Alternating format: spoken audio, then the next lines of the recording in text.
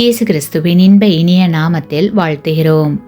இன்றைய வேத வசனம்: கிறிஸ்து நமக்காக தம்மை தேவனுக்கு சுகந்த வாசனையான காணிக்கையாகவும் பலியாகவும் ஒப்புக்கொடுத்து நம்மில் அன்பு கூர்ந்தது போல நீங்களும் அன்பிலே நடந்து கொள்ளுங்கள்.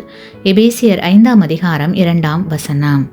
Today's Bible verse: and walk in love as Christ also has loved us and given himself for us, an offering and a sacrifice to God for a sweet smelling aroma. Ephesians chapter 5 verse 2. நம்மிடம் உள்ளதை மற்றவர்களுக்கு பகிர்ந்து கொடுக்கும் அன்பு நமக்குள் இருக்க வேண்டும். இயேசு கிறிஸ்து அவ்வாறே நம் மீது அன்பு காண்பித்தார். தேவனுடைய அன்பை பெற்றவர்களானால் அந்த மனதுருக்கத்தையும் அன்பையும் நிச்சயமாக மற்றவர்களுக்கும் காண்பிப்போம். நம்மை நாம் எப்படி நேசிக்கிறோமோ அதே போல் பிறரையும் நேசிக்க வேண்டும். ஆண்டவர் தம்முடைய கிருபையினாலும் இரக்கத்தினாலும் அளவற்ற அன்பினாலும் நம்முடைய குற்றங்கள் குறைகள் யாவையும் தம்முடைய இரத்தத்தாலே சுத்திகரித்து கழுவியிருக்கிறார்.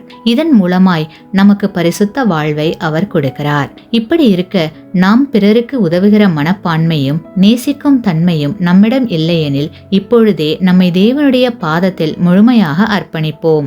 கிறிஸ்துவுக்குள் அன்பான சகோதர சகோதரிகளே, கிறிஸ்துவினுடைய மனதுருக்கம் நமக்கும் வேண்டும் என்று கேட்போம். கிறிஸ்துவை போல் நம்முடைய உள்ளத்தையும் பரிசுத்த அன்பினாலே நிரப்ப வேண்டும் என்று தேவனிடம் கேட்டு தேவ ஆசீர்வாதத்தை பெற்றுக்கொள்வோமாக. ஆமேன்.